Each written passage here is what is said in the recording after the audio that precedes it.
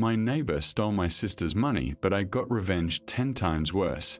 The envelope was thin when it should have been thick. Sarah held it between her trembling fingers under the kitchen light of her studio apartment, turning it over, as if the missing contents might materialize through sheer willpower. They did not. The envelope had been sliced open, cleanly resealed with cheap glue that left a cloudy residue along the flap. Inside was a single piece of notepaper folded twice. The handwriting was hers, but the words made no sense. I borrowed this. I will pay you back next month. No signature, no explanation, just that lie written in her own hand, except she had not written it.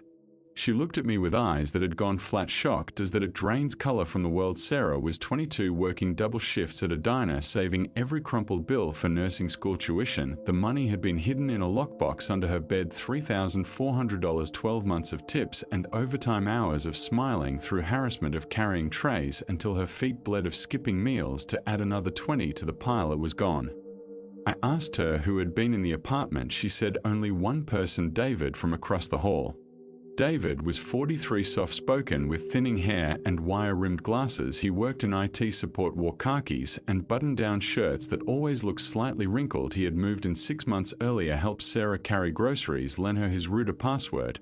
When hers went down, fixed her laptop when it froze, asked nothing in return, always smiled, that gentle apologetic smile of someone who had learned to make themselves small. She trusted him. She had even given him her spare key 2 weeks ago when she went out of town for a funeral. He was supposed to water her plants.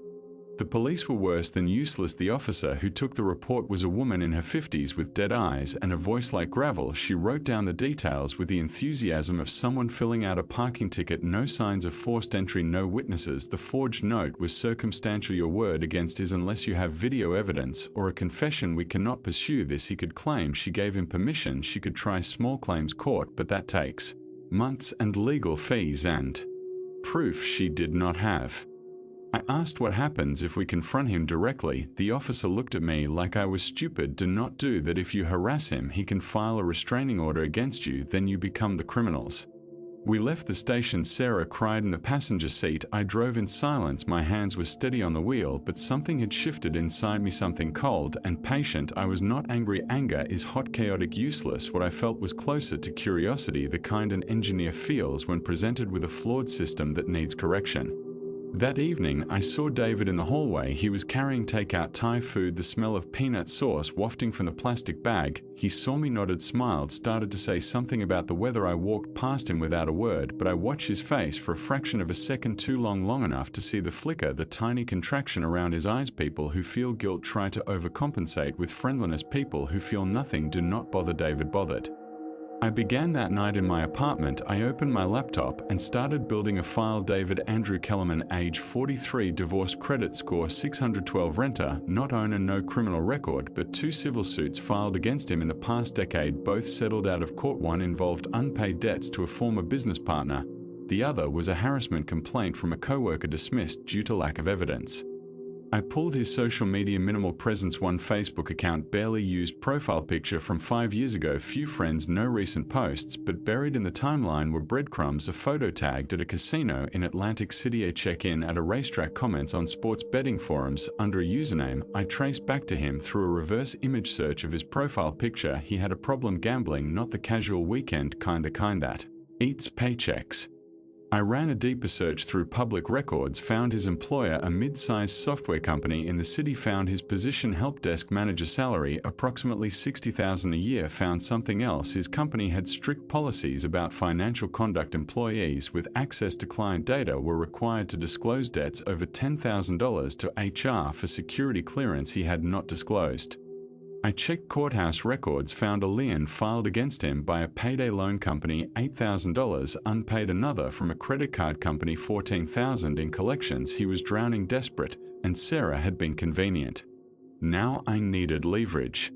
Over the next 2 weeks, I became a ghost. I tracked his movements. He left for work at 7:15 every morning, returned at 6:30, ordered takeout 4 nights a week, Thursday nights. He left at 8, drove 20 minutes to an underground poker game in a basement bar. I followed him once, watched through a grimy window as he lost $200 in 90 minutes. His face never changed, just that same mild expression, like he was watching a nature documentary.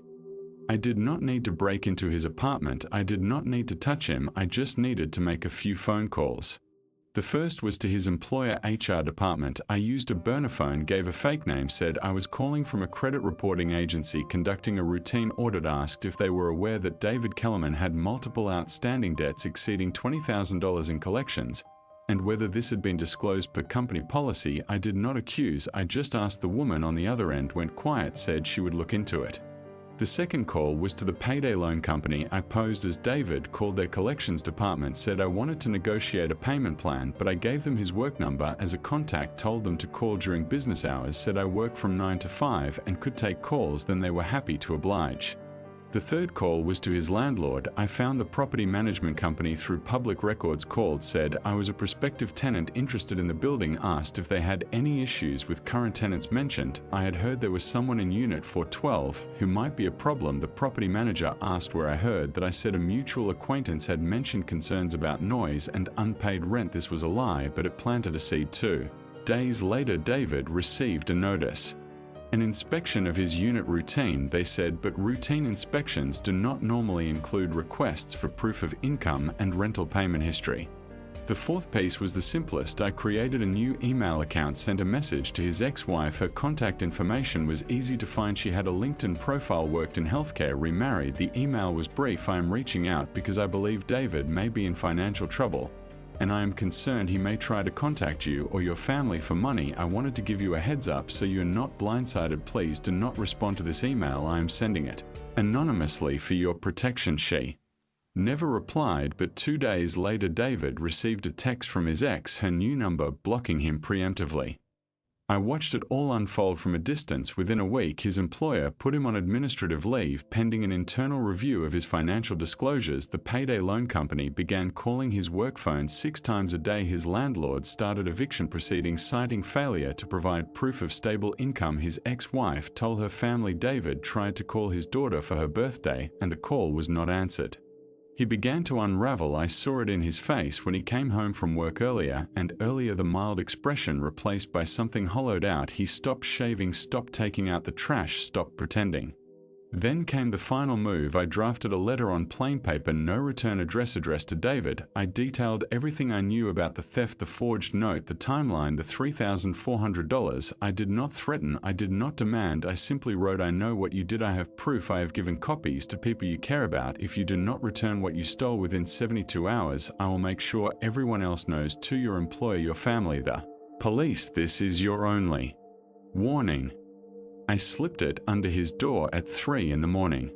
2 days later, Sarah received an envelope under her door, cash $3,400, exact, no note.